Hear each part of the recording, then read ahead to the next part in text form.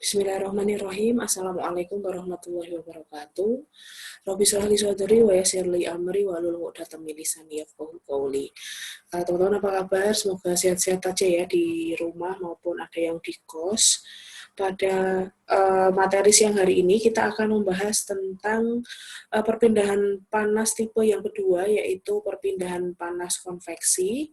Insya Allah selama 3 minggu atau 3 tatap muka nanti kita akan membahas jenis-jenis konveksi. Seperti itu teman-teman, yang kebetulan untuk minggu ini kita akan membahas pengantarnya dulu ya, apa saja jenis-jenis dari konveksi, lalu kemudian parameter-parameter apa saja yang mempengaruhi dari konveksi, dan nanti kita akan membahas satu tipe konveksi, yaitu konveksi bebas. Baik, seperti yang sudah teman-teman ketahui bahwa konveksi ini adalah salah satu metode perpindahan panas yang sangat dipengaruhi oleh pergerakan fluida yang ada di sekitaran sumber panas begitu. Nah, secara pengertian, konveksi ini adalah transfer energi antara suatu permukaan padatan dengan fluida yang bergerak dan melibatkan efek konduksi sekaligus pergerakan fluida. Semakin cepat pergerakan fluida, semakin besar pula laju perpindahan panas konveksinya. Nah, untuk konduksi kemarin kita menghitung laju alir dari perpindahan panasnya, kecepatan perpindahan panasnya adalah dengan rumus K kali A delta T begitu ya. Nah, sedangkan kalau untuk konveksi kita akan menggunakan hukum Newton yang mana nanti rumus umumnya adalah Q, flux panas ini adalah laju perpindahan panasnya adalah H kali A kali TS min T surrounding begitu. Jadi TS di sini adalah suhu padatannya seperti itu teman-teman. Sedangkan T surrounding ini adalah suhu fluidanya. Dan ingat ya bahwa TS dan suhu fluida ini nanti harus lebih tinggi dari suhu padatannya ya. Jadi suhu padatannya harus lebih besar daripada suhu fluidanya. Nah, koefisien perpindahan panas konveksi atau H adalah parameter yang diperoleh melalui eksperimen dan nilainya spesifik untuk setiap sistem, tergantung dari beberapa variabel seperti geometri permukaan, padatan, kemudian sifat-sifat fluida, kecepatan alir, dan karakteristik fluida. Nah, bagaimana sekarang mekanisme perpindahan konveksinya? Baik konduksi dan konveksi, teman-teman, mereka memiliki suatu kecenderungan yang mirip karena dua-duanya sama-sama memerlukan media, begitu ya, untuk perpindahan panasnya. Yang membedakan adalah bahwa kalau kita menggunakan konduksi, kita hanya melibatkan padatan saja, tetapi kalau kita melakukan perpindahan panas atau suatu benda atau sistem ini terjadi perpindahan panas di sana secara konveksi, dia akan ada satu parameter lagi, yaitu adanya aliran fluida selama proses perpindahan panas ini berlangsung. Nah, kemudian perpindahan panas secara konveksi ini melibatkan mekanisme yang lumayan lebih kompleks dibandingkan konduksi. Jadi emang jauh lebih kompleks ya dibandingin rumusnya nanti dibandingkan kalau kita menghitung konduksi. Dan secara umum dapat dikatakan bahwa laju transfer panas pada suatu fluida secara konveksi akan jauh lebih besar jika dibandingkan secara konduksi. Dan semakin besar kecepatan aliran, dia pun juga akan meningkatkan besarnya konveksi itu seperti apa. Nah, karena kita memegang selain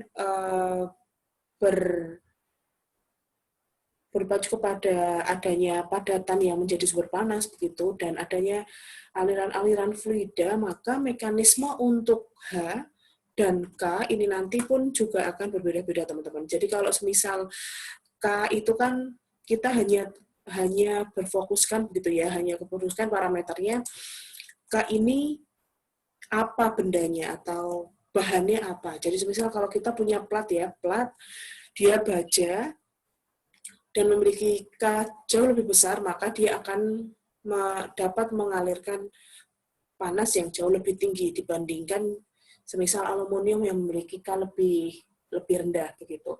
Jadi kalau K variabelnya dia hanyalah fungsi jenis jadi benda. Jadi K atau konstanta konduksi, koefisien percepatan panas konduksi ini hanya merupakan fungsi dari jenis bahan.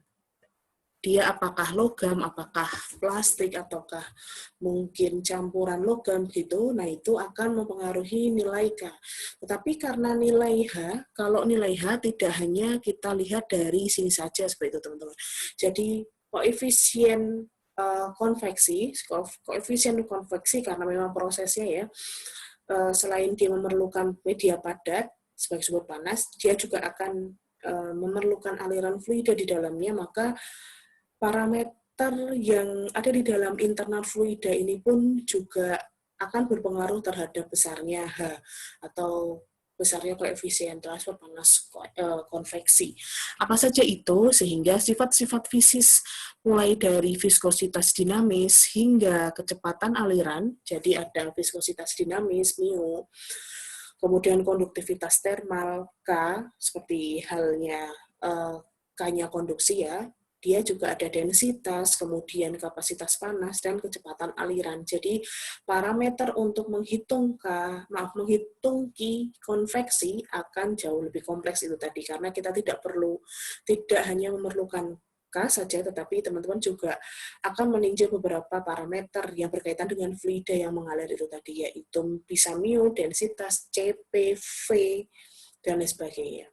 Nah, selain sifat fisis fluida yang kita sebutkan tadi, mulai dari viskositas, konduktivitas termal, densitas, kecepatan panas, dan kecepatan aliran, ternyata perpindahan panas secara konveksi juga dipengaruhi oleh geometri dan permukaan. Jadi kehalusan permukaan padatan itu nanti seperti apa? Karena sekali lagi teman-teman, mekanisme untuk untuk perpindahan konveksi, begitu kan kita misal punya plat gitu ya, plat dinding gitu ya, dinding dari bahan tertentu, kemudian kita punya dia ditempel di tengah-tengah medan begitu, di tengah lapangan begitu. Di sini dindingnya semisal 100 derajat Celcius. Area di sini lingkungannya adalah 20 derajat Celcius.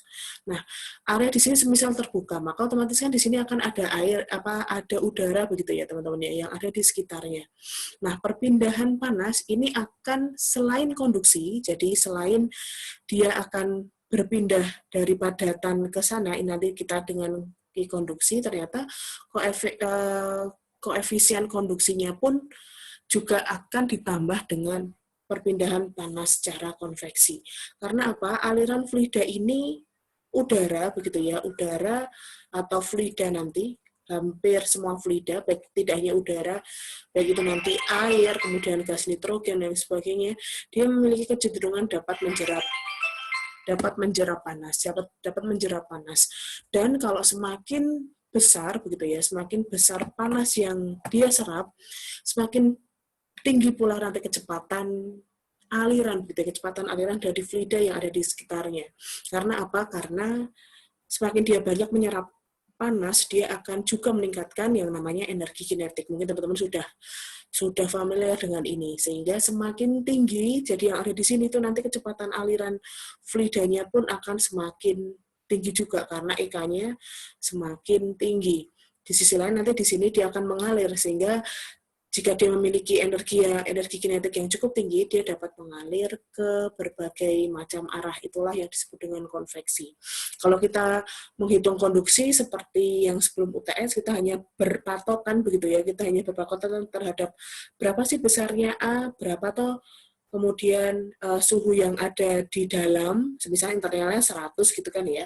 Kemudian berapa yang ada di luar di sini? Oh, ternyata dia 20 derajat. Kita hanya berpatokan kepada apa ini jenis dindingnya begitu. Jenisnya oh ternyata aluminium, maka kita tinggal lihat K-nya aluminium itu seperti apa. Tetapi untuk konveksi ya, kita tidak hanya melihat dia bahannya apa. Jadi tidak hanya ini aluminium saja, tetapi bagaimana bentuk dari parameter padatannya.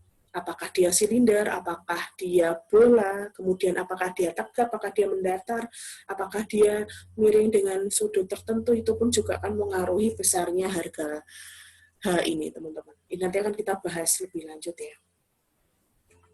Begitu. Jadi karena semakin banyak begitu ya, jadi karena semakin banyak variabel yang terlibat, maka dapat dikatakan bahwa memang konveksi adalah satu-satunya mekanisme perpindahan panas yang memang lebih kompleks gitu ya. Malah bukan lebih ya, paling kompleks. Paling kompleks jika kita bandingkan dengan konduksi dan radiasi. Karena kalau konduksi, sekali lagi, kita hanya melihat tentang apa atau bahannya, bahan padatannya itu nanti bahannya apa, nanti akan dirujuk kepada K, sedangkan kalau radiasi itu nanti kita akan berujuk kepada emisivitasnya. Jadi kalau misal benda itu lebih gelap dan pekat warnanya, maka kecenderungan untuk menjerap panasnya pun juga akan semakin tinggi. Kalau dia lebih bening, opacity-nya gitu ya, opeknya, dia tidak semakin opek, maka dia akan pun juga akan lebih sedikit menjerap radiasinya, begitu teman-teman. Nah, karena konveksi selain padatan dan fluida ini juga akan kita tinjau, maka memang ini adalah merupakan salah satu paling kompleks untuk menghitungnya. Nah, karena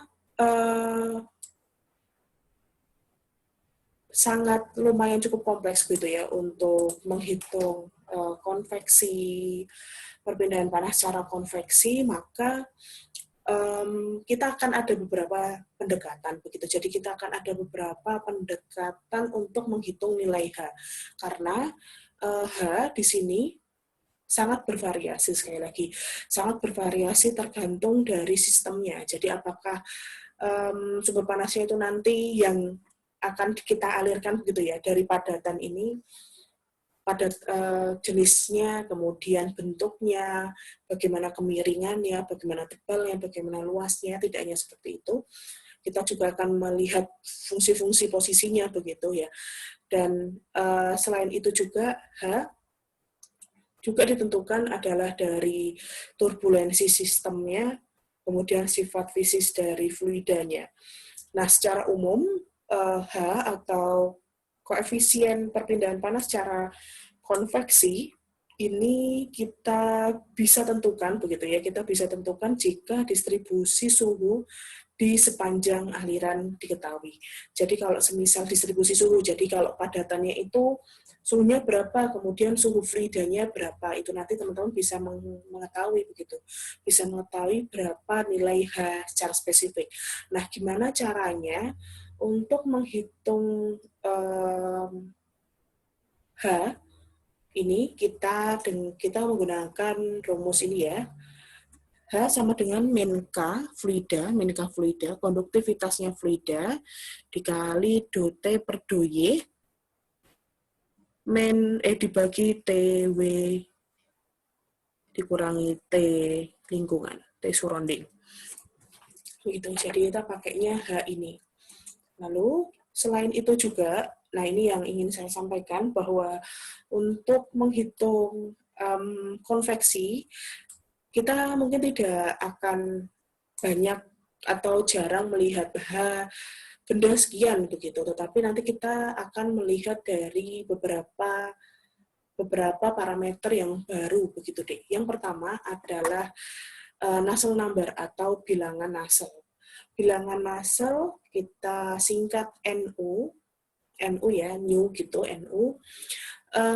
Bilangan Nusselt ini akan berfungsi untuk merepresentasi atau mewakili rasio begitu ya, mewakili rasio antara laju perpindahan panas konveksi dengan konduksi pada sistem fluida yang sama.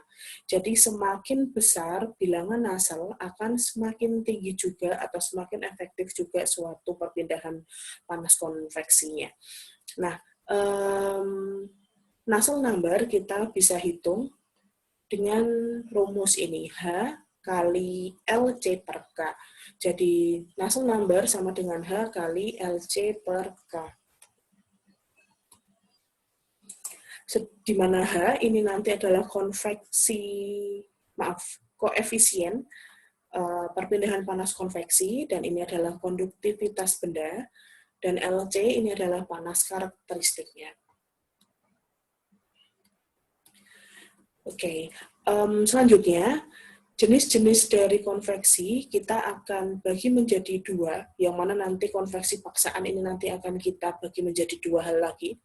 Jadi yang pertama adalah konveksi alami atau natural convection, dan yang kedua adalah konveksi paksaan atau forced convection.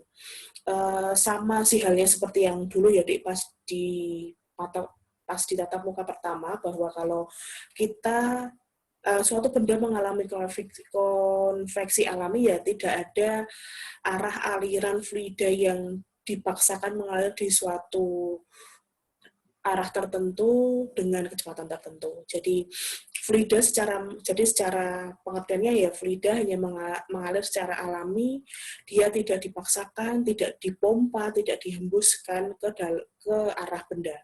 Jadi fluida dapat mengalir secara alamiah karena adanya perubahan sifat fisis atau rapat masanya gitu. Kalau konveksi paksaan atau forced convection ini adalah konveksi yang terjadi pada saat fluida yang ada di sekitaran benda padat ini itu dipaksa untuk mengalir ke arah benda tersebut. Jadi mungkin itu dipompa atau dihembuskan atau diblow ke arah benda tersebut.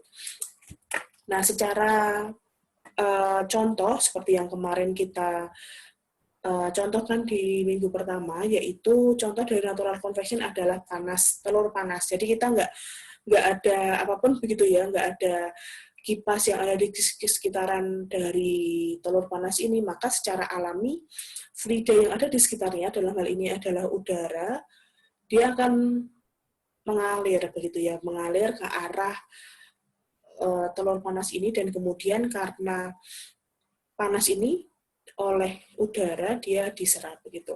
Udaranya akan menyerap panas sehingga yang awalnya udaranya dingin dia akan menjadi udara yang lebih hangat karena sudah menyerap panas tadi.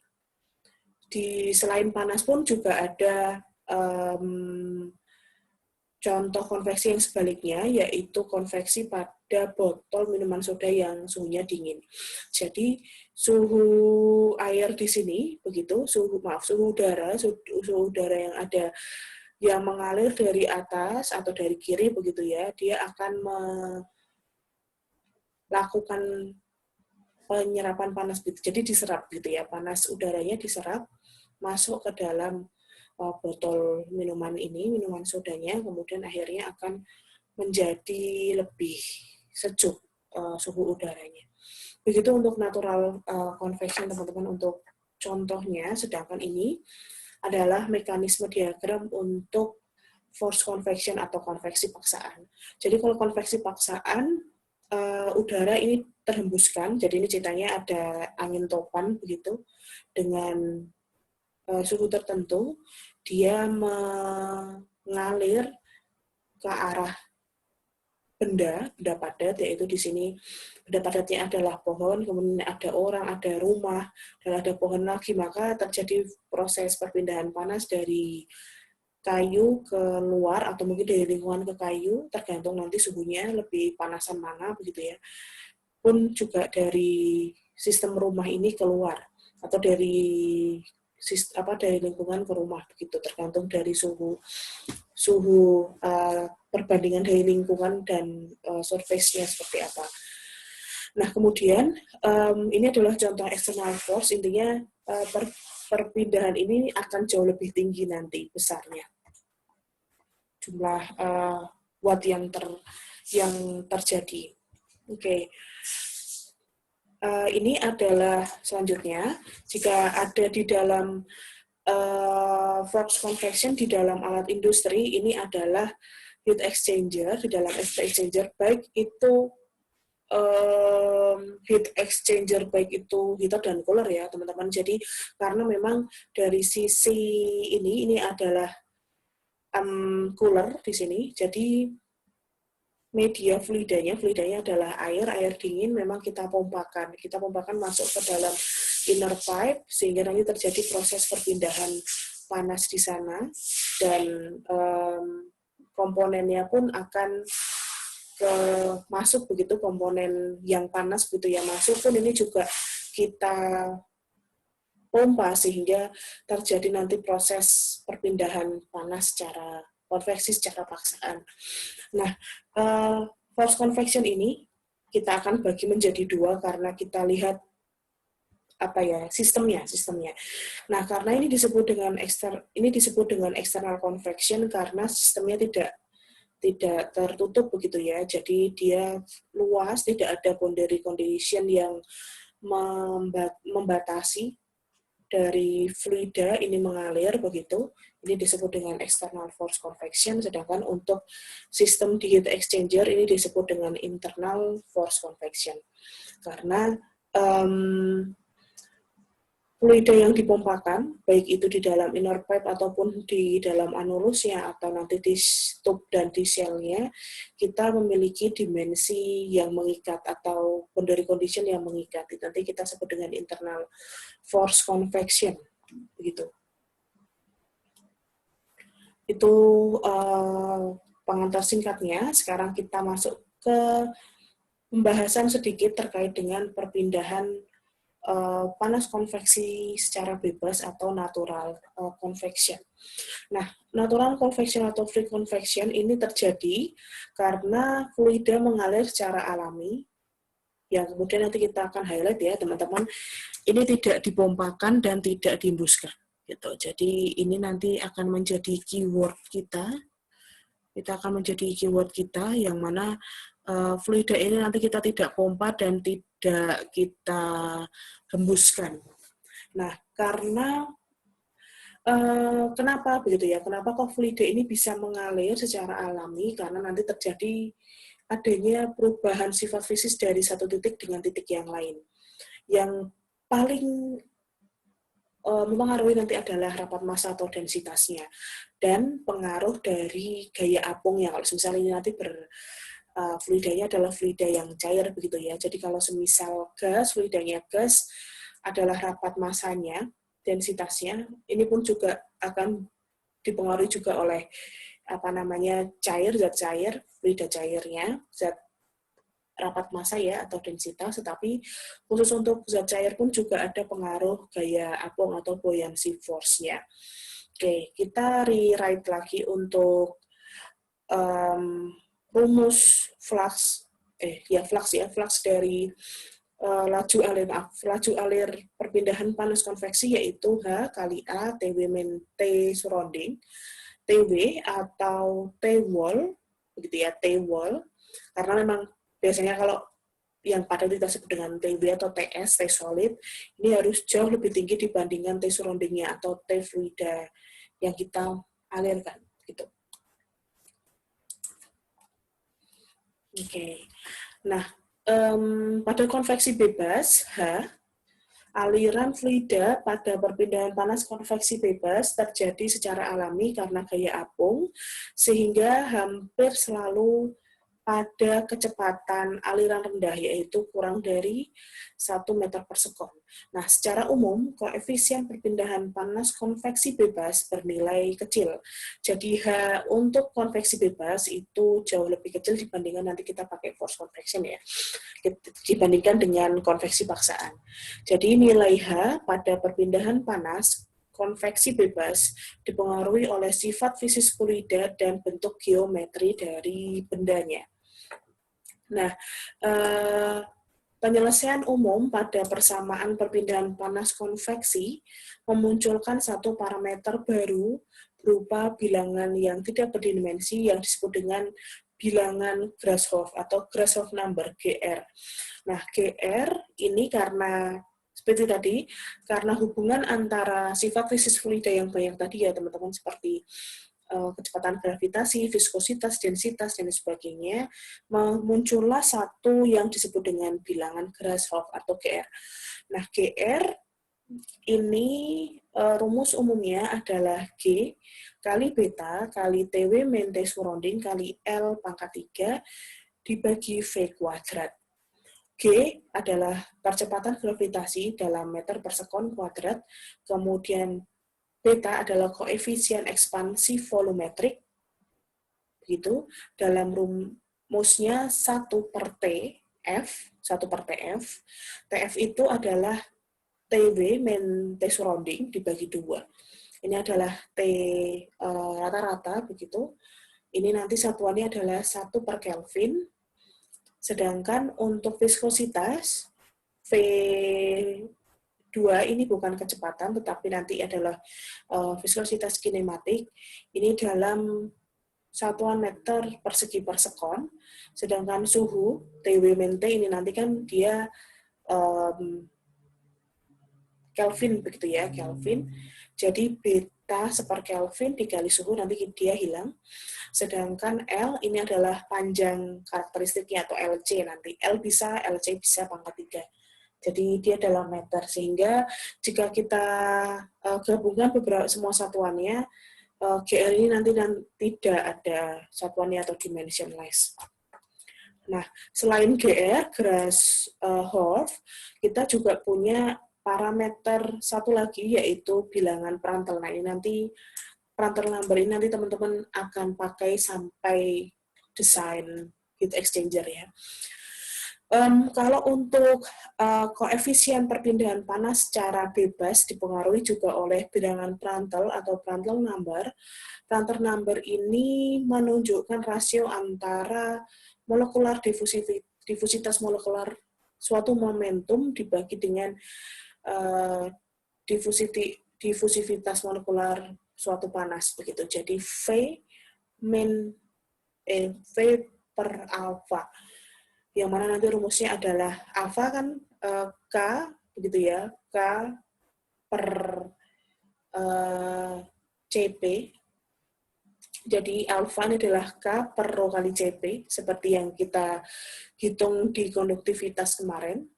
Kan 1 per alfa, jadi kan rho kali CP per K kan kita gitu ya.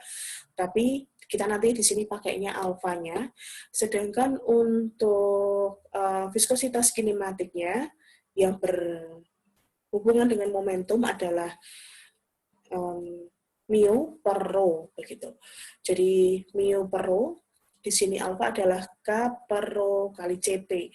Nah, karena kita bagi dan keduanya punya rho, maka Prandtl number ini kita bisa sederhanakan dengan rumus rho kali CP per K. Rho kali CP per K. Gitu. Tapi ada catatan teman-teman bahwa ya tadi ya TF tadi, bahwa sifat fisis fluida juga kita bisa evaluasi dengan suhu rata-rata atau suhu filmnya TF, TW plus T fluida dibagi 2. Jadi ada 3 ya, jadi ada 3 bilangan baru, begitu bilangan tidak berdimensi baru yang kemudian kita akan cek gitu untuk menghitung koefisien di perpindahan panas konveksi, karena memang ketiga-tiganya akan dipengaruhi oleh sifat fisis fluida tadi, yaitu Nusselt number, Grashof number, dan Prandtl number. Nanti kita akan latihan juga untuk latihan soalnya.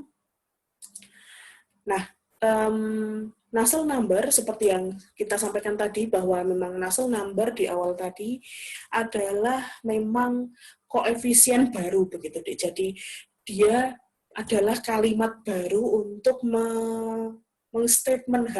Jadi H ini kita bisa statementkan dengan rumus Nusselt number. Jadi tidak semuanya nanti mungkin kita akan lihat dari sisi H-nya. Nah, oleh sebab itu Nusselt number ini nanti merupakan bisa begitu ya, kita bisa hitung dengan berbagai macam cara. Yaitu yang pertama dengan rumusnya yang biasa, yang alami, yang naturalnya, atau rumus awalnya yaitu H kali L per K, atau kita bisa hitung dengan rumus C kali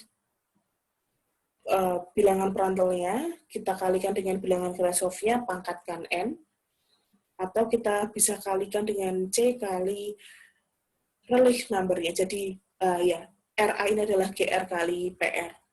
Jadi seperti itu. Nah, C ini adalah yang merupakan, jadi ini adalah keseluruhan dari koefisien perpindahan panas konveksi, yang mana GRPR ini adalah mewakili sifat-sifat fluida yang mengalir di sekitar benda, sedangkan C ini nanti adalah yang mewakili geometri dari dan jenis dari suatu bahan padatnya.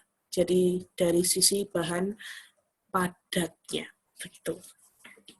Jadi Nusselt number kita bisa hitung dengan cara ini, atau Nusselt number kita bisa hitung dengan pendekatan bilangan Grashof dan bilangan Prandtl ya. Begitu teman-teman. Nah, C ini sekali lagi dia betul-betul C dan N ya, C dan N dia akan tergantung dari geometri benda dan bentuknya dari benda tersebut. Nah, nanti C dan ini disebut dengan bilangan Rayleigh. Jadi GR kali PR itu adalah bilangan Rayleigh number gitu ya. GR dan PR atau NO ini adalah C kali bilangan Rayleigh number-nya kita kalikan dengan N. Itu. Nah, beberapa persamaan empiris untuk kasus-kasus perpindahan panas konveksi bebas pada berbagai geometri benda terangkum pada tabel 91 Cengel di tabel 91 di buku Cengel ya.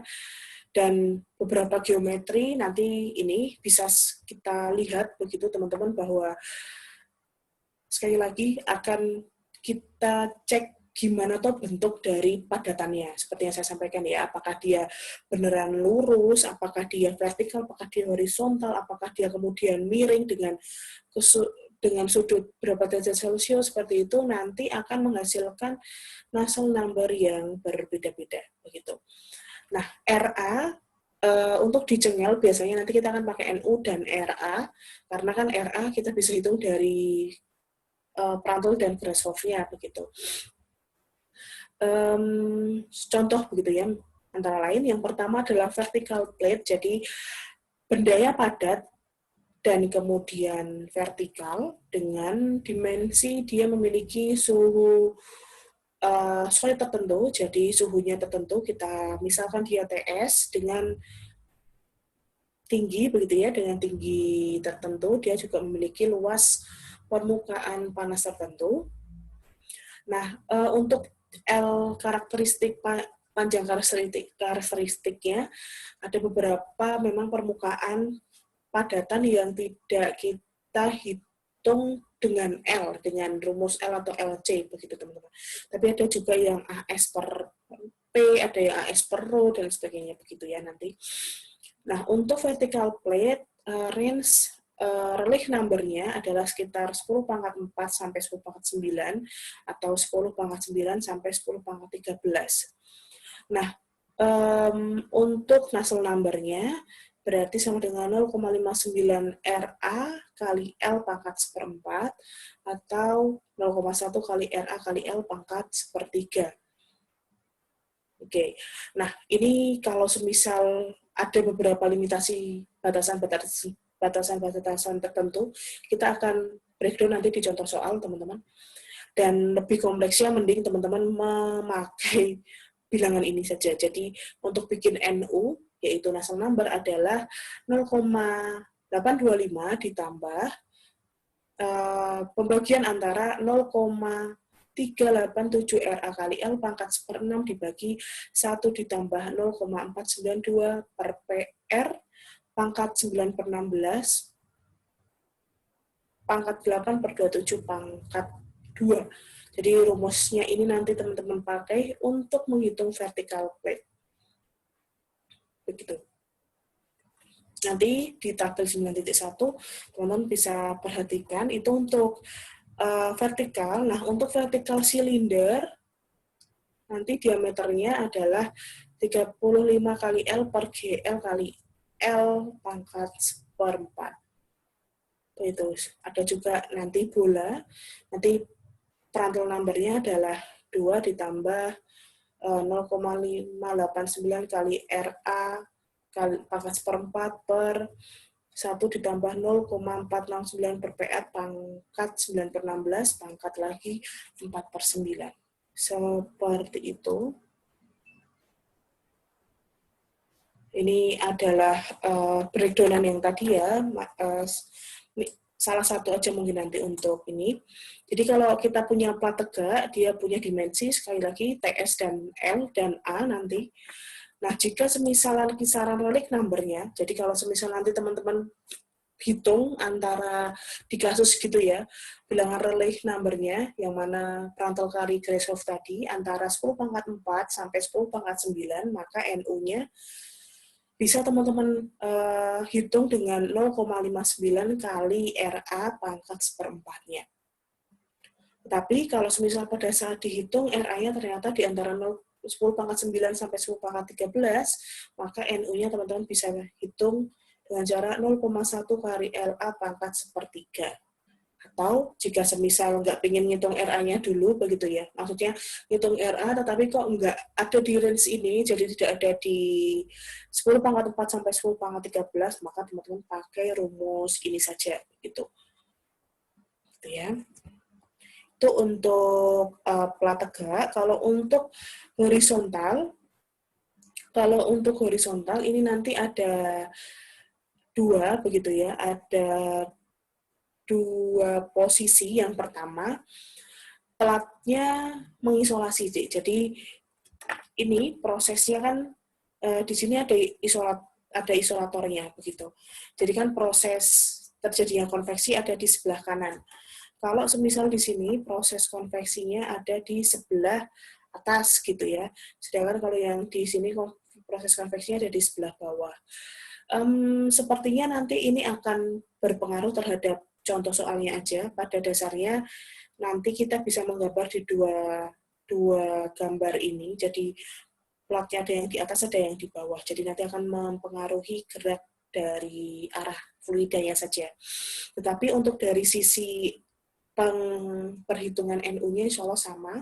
Jadi kalau semisal kita punya plat datar, relief number-nya di 10 pangkat 4 sampai 10 pangkat 7, maka Nusselt number-nya ada di 0,54 kali relief number pangkat seperempat. Sedangkan kalau 10 pangkat 7 sampai 10 pangkat 11 ini relief number-nya, maka Nusselt number-nya adalah 0,15 kali RA pangkat sepertiga. Sedangkan kalau ada di range 10 pangkat 5 sampai 10 pangkat 11, betul ya, ini kalau kasusnya ada yang di B, maka Nusselt number-nya adalah di 0,27 kali RA pangkat seperempat. Nah, panjang karakteristik ini untuk kedua kasus LC ini adalah A per P. A ini adalah luas platnya, P ini adalah keliling dari platnya. Gitu. Nah, ini adalah plat yang dimiringkan, jadi dia punya sudut tertentu. Panjang karakteristiknya L. Nah, untuk kasus ini, persamaan yang digunakan sama dengan kasus 2B, dengan modifikasi yaitu G pada bilangan Grashof, diganti dengan G kali kosinus theta. Jadi, Grashof yang di sini, untuk yang miring, GR-nya, ini kita kali kosinus theta. Kalau semisal nanti bendanya miring, gitu ya, teman-teman. Kita kali kosinus theta. Begitu saja. Nah, ini tadi untuk panjang karakteristik L di silinder tegak dapat disamakan dengan plat tegak ketika D lebih besar sama dengan 35 L per GR pangkat seperempat. Jadi, kalau D-nya lebih tinggi daripada 35 L per GR pangkat seperempat, maka kita pakai persamaan untuk Nusselt number plat tegak. Itu. Sedangkan untuk horizontal, yang silinder horizontal, maka jika untuk relief number-nya kurang dari sama dengan 10 pangkat 12, maka Nusselt number-nya adalah ini. Begitu. Ya, ini saya besarkan lagi, dan bola terakhir, karakteristiknya ada dua. Jika semisal relief number-nya kurang dari 10 pangkat 11 dan Prandtl number-nya lebih besar daripada 0,7, maka Nusselt number-nya adalah sekian. Begitu. Oke, itu dulu. Kita akan ke video selanjutnya untuk contoh soal ya, teman-teman. Terima kasih. Wassalamualaikum warahmatullahi wabarakatuh.